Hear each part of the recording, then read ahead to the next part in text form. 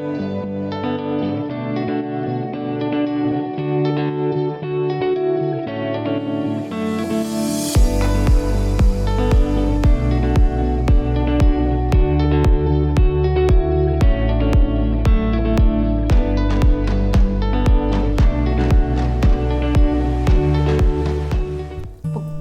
morning, everyone, and welcome to Kidstown at Home. My name is Angela, and I am very glad to be with you this morning, or this evening, or whenever you want to watch Kidstown at Home. It's totally up to you and your family. Well, last week we took a look at a couple of guys who were good friends. Two of them. Do you remember their names? That's right, Elijah and Elisha. And we learned something from them. Do you remember what we learned? Friends are encouraging. Exactly. You guys are so good. And we also learned that to have good friends, we need to be a good friend. And we're going to learn more about that today. Today, our Bible story is all about how to treat our friends when times get hard. We've all lived through hard times, especially this last year, right? And over the summer. And today we're going to kind of explore what to do when a friend hurts our feelings or gives us some kind of trouble. We're going to take a look at Jesus and his good friend Peter. You're going to love this Bible story. But before we get there, we need to shake some wiggles out and get up and dance. You with me? Awesome. Let's go.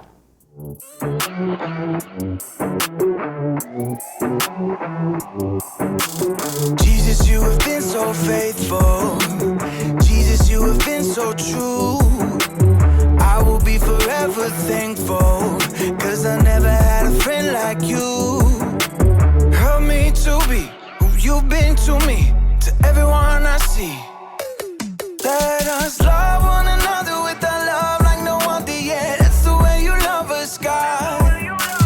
Never turn away, you are with us every day, yeah. That's the way you love us, God. Your love has always been beginning to end. There's never been a better friend. So let us love one another with our love like no other, yeah. That's the way you love us, God.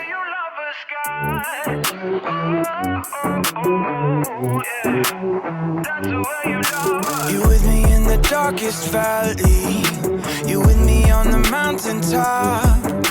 I'm thankful that you never leave me, and that your love will never stop. Help me to be who you've been to me, to everyone I see. Let us love one another with our love like no other yet. That's the way you love us, God.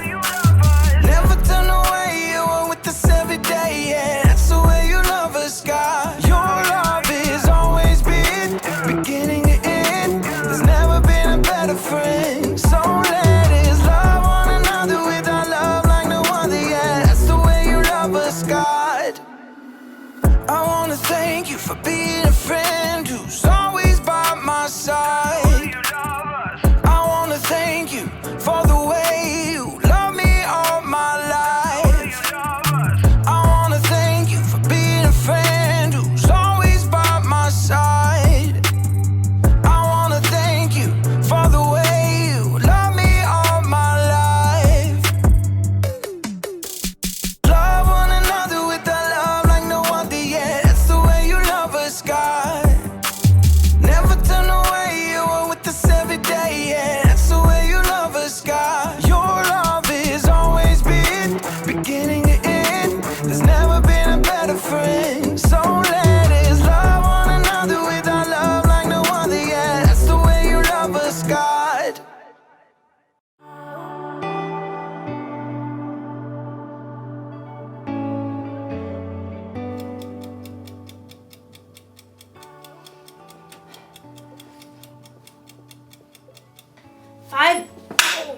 Five minutes on the other side, and I will have the perfect imaginary burger. Hey there, Haley here. I am practicing for a cookout I'm having next week, and I'm not actually cooking anything right now. I'm inside. That would be a cook-in. So I've never really cooked for any of my friends before, so I just wanted to be prepared. Because I want them to still be my friends after the cookout's over. Just kidding, that's not how friendship works. Friendship is using your words and actions to show others you care. I don't think friends should stop being friends for little things like food tasting bad. It's delicious. And I think you can even stay friends with someone if they, say, accidentally burn you with a hot potato. Hot potato, hot potato, hot potato, ha, ha, ha, ha. Friendship can last through most anything. Unless a friend makes fun of my hat, then it's over. Oh, time to flip an imaginary burger. Woo!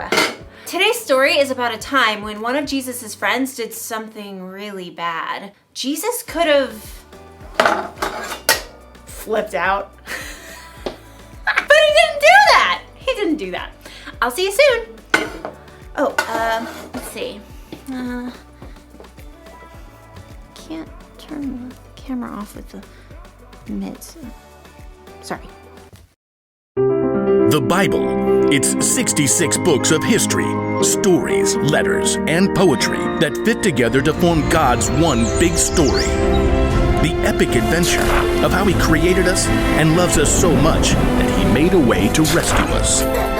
As we travel through the Bible, from Genesis to Revelation, we discover people who met God and found their lives changed forever. And now for an amazing story, inspired by the book of John, chapter 21, verses 1 through 19. Peter hauled in the knotted net yet again as the first light of dawn gleamed in the eastern sky. Empty. Not a single fish all night. Thomas shook his head. I doubt we'll catch a thing before it's time to take the boat in. John studied Peter thoughtfully. Peter, you didn't really want to catch fish anyway, did you? You just wanted to get out in the boat and do something normal. Peter shrugged, but he knew John was right. Over the past few weeks and months, everything in his life had turned upside down. First, Peter had shown the courage to speak the truth about his friend Jesus. You are the Christ. You are the Son of the living God. Many people wanted to make Jesus king, even though the religious leaders hated him. The day before Jesus was killed, Peter had promised Jesus that he would follow him anywhere, and even give up his life for Jesus. But that very evening, Jesus was arrested. Peter was so scared he told 3 different people he wasn't Jesus' friend. I don't know that man. Peter felt sick about what he'd done, especially when Jesus was nailed to the cross and died. But then he returned to life. He appeared to his friends. It was amazing, incredible. Everyone was excited beyond belief. Except Peter must have wondered. Is Jesus mad at me? Am I still his friend? Does he still love me? Now Peter found himself in the boat, trying to figure it all out. His fingers tightened on the wet rope as he prepared to cast the net one more time. As he glanced over on the shoreline, he saw a figure standing there. Friends, don't you have any fish? Nope, not one. Throw your net on the right side of the boat. There you will find some fish. The 7 disciples in the boat exchanged glances as Thomas laughed. I seriously doubt it. You guys have anything better to do? Let's give it a try. Together, the men heaved the heavy wet net back into the sea on the other side. Hey, I think we've got something. Bring it on in. There's 1 fish. 2 fish. A red fish. A blue fish. And another one. And another 10. Whoa! Need some help here. The net was so full of fish, they couldn't haul it into the boat. They began towing it to shore. John gaped at the man still standing on the beach. It's the Lord. Excitement raced through Peter's veins. He was about to see Jesus again. But just as quickly, guilt gnawed at his stomach. Facing Jesus meant he had to face how he denied knowing Jesus. But it's Jesus. I've got to see him no matter what. Grabbing his coat, Peter jumped out of the boat and into the water. He half ran and half waded to the beach when he discovered that Jesus started a small bonfire. Fish and bread were already toasting over the flames. He's God's son and he's making breakfast for us. Jesus smiled at Peter. Bring some of the fish you have just caught. Yes, Lord. Peter ran back to the lapping water to help his friends haul their fish to shore. 153! You counted? Don't doubt it. Jesus gestured to the disciples to join him around the fire. Come and have breakfast. As the disciples gathered, Jesus offered them bread to eat. John whispered to Peter. This is what he did when we last ate together at the Passover meal. When breakfast finished, the disciples rose to take care of their fish. Peter found himself walking beside Jesus. There were so many things he wanted to say, but he couldn't find the words. Simon Peter, do you really love me more than these others do? Peter swallowed hard. Surely Jesus knew what he felt. Yes, Lord, you know that I love you. Feed my lambs. Peter remembered how Jesus would compare people to sheep in his stories. Peter, do you really love me? Lord, you know that I love you. Take care of my sheep. Sheep? People. Peter waited in his mind. Jesus must be telling Peter to take care of the people who had followed him. Peter, do you love me? Lord, you know all things. You know that I love you. Feed my sheep. Just as Peter denied knowing Jesus 3 times, he now confirmed 3 times that he loved Jesus. What's more, Jesus wanted Peter to go out and share that love with others. He's forgiven me, even after what I did. Peter, things are going to get even more difficult for you. You are going to be led places you do not want to go. Peter slowly nodded his head. He was willing to do anything Jesus asked of him. Follow me. Yes, Lord, I will. Because Jesus had forgiven him, Peter was now free to share the love of God with those around him, without carrying around a heavy load of guilt.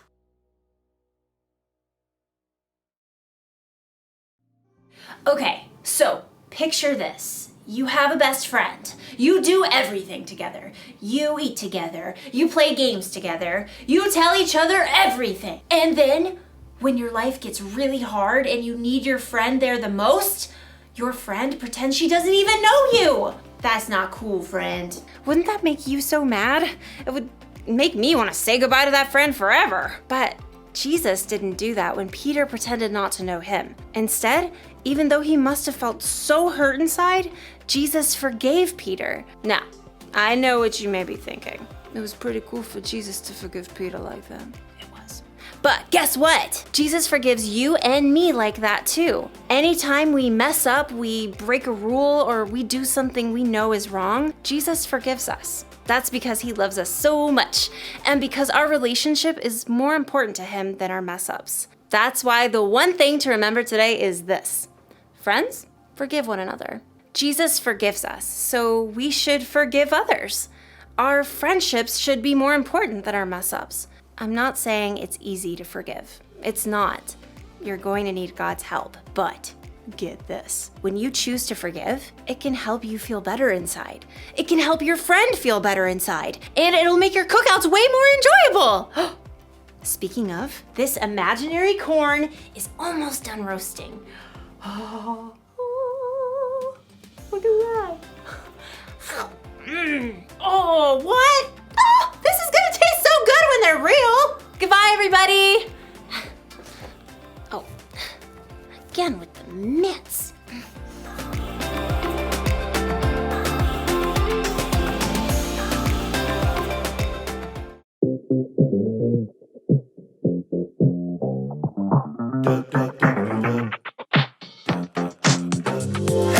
Oh, how great it is to be friends with you. You're friends with me. Together we are better. It comes naturally when I'm friends with you and you're friends with me. Oh, babe. Oh,